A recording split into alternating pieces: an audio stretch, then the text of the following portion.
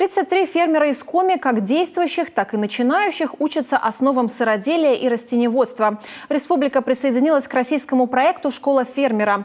Эта программа в стране реализуется второй год. Курсы в регионе организовали на базе Института переподготовки и повышения квалификации работников АПК. Елена Кононова расскажет подробнее. Из душных аудиторий в поля слушатели растениеводческого направления школы фермера полученные знания на первом этапе обучения подкрепляют на практике, несмотря на не по-летнему холодную погоду. Новоиспеченных студентов от специалиста ботанического сада Института биологии КНЦ не оттащить. Просто шквал вопросов. Здесь фермеры как действующие, так и только-только начинающие. Но для того, чтобы создать что-то новое или развивать уже существующее, не хватает элементарных знаний. Маркетинг, менеджмент, логистика, брендирование продукции, правовые аспекты и многое другое. Сегодня все это изучают фермеры на занятиях. На практике, посвященном, например, возделыванию картофеля, слушатели научились выбирать схемы посадки картофеля, правильно размещать картофель в гребнях, выдерживать глубину посадки, ширину междурядий.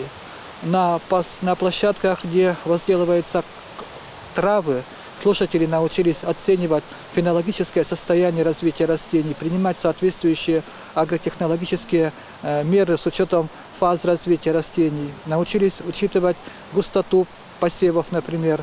Одним словом, здесь они получат все необходимые навыки и знания для растениеводства, от определения и выбора семян, защиты растений от вредителей и до получения урожая. Многие из этих слушателей уже определились, что будут выращивать в своем хозяйстве. Цветы, клубнику в защищенном грунте и, конечно, картофель. А супруги Евграфовы из Картиросского района сделали свой выбор в пользу тепличных овощей. Вот сейчас, вот в данный момент мы просто ищем себя. Как говорится, хочется что-то свое, чтобы не покупать в магазинах, а именно вот выращивать, а также, конечно, продавать, потому что очень много чего люди именно покупают собственного производства. То есть не магазинные, а именно вот домашние. А кроме теплицы, Евграфовы подумывают еще и о птичнике и сыроварне. Супруг, когда узнал об обучении, сразу записался на сыроделие. Это второе направление школы фермера. Здесь слушатели осваивают технологии производства полутвердых сыров. Для Коми, где в основном делают мягкие сорта, это особенно актуально. Значит, сначала осуществляется продольная резка, потом поперечная, и уже потом, через пару минут, мы нарежем на кубики.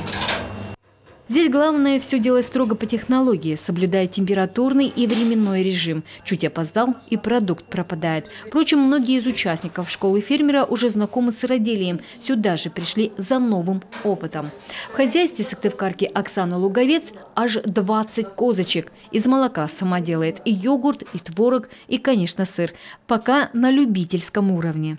Начинала учиться с интернета, да, YouTube каналы, вот это все просматриваешь, видео смотришь, но этого недостаточно. По знакомым спрашиваешь, этого тоже недостаточно. Вот надо, чтобы профессионалы, да, тебе все на месте показали, все рассказали и на опыте, на их опыте научиться.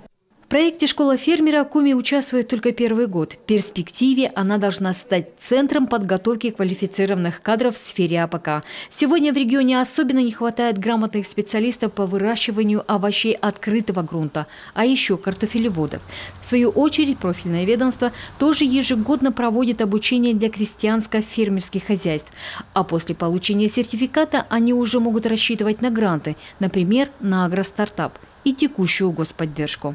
На содержание сельхозживотных и взрослой птицы, и иные направления на техническое и технологическое перевооружение. Если они покупают технику, от 40 до 70% возвращается субсидия. И на работы по земле, естественно, на растениеводческие виды направления. В год на поддержку крестьян и фермерских хозяйств выделяется 200 миллионов рублей. Сегодня всего в Коми зарегистрировано 250 КФХ. После окончания занятий в школе фермера, скорее всего, их будет больше. В июле предстоит защита выпускных работ, приближенных к бизнес-плану по развитию своего дела. Елена Кононова, Олег Юшков, телеканал Юрган.